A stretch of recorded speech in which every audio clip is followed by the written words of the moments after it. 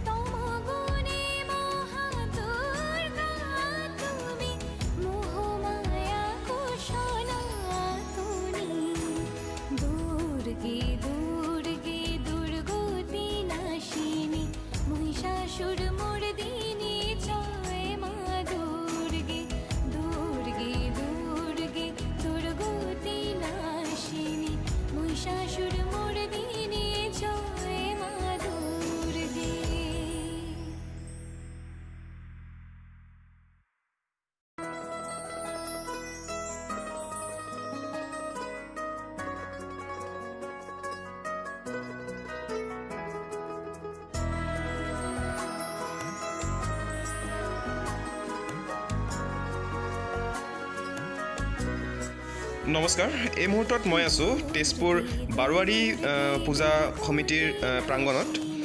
আপোনালোকক আমি দেখাম এতিয়া যে কিদৰে চৰকাৰী সকলো নীতি নিৰ্দেশনা আদি মানি চলি পূজা মণ্ডপসমূহত পূজা অৰ্চনা চলি আছে। আপোনালোকে বৰ্তমান চাই আছে তেজপুৰৰ বাৰোৱাৰী পূজা সমিতিৰ যি মণ্ডপ দেখাবলৈ চেষ্টা কৰি আছোঁ। আপোনালোকে চাব পাৰিছে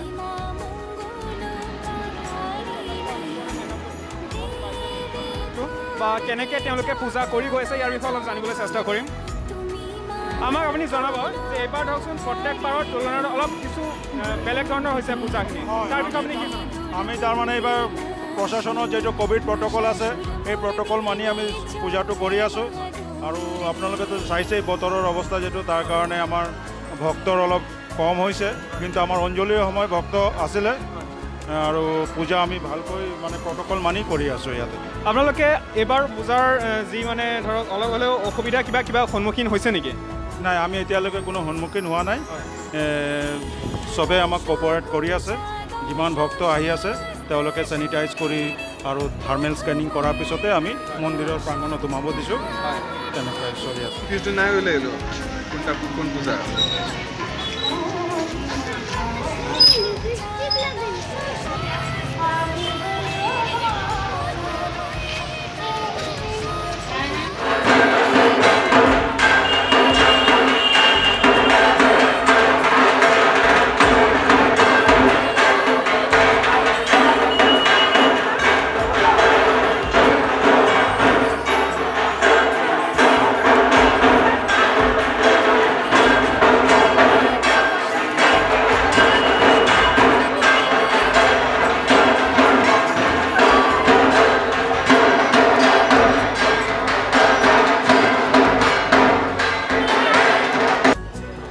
কেমেৰা পাৰ্চন অনুপৰ লগত সত্যদে নৱপ্ৰহৰ লাইভ তেজপুৰ।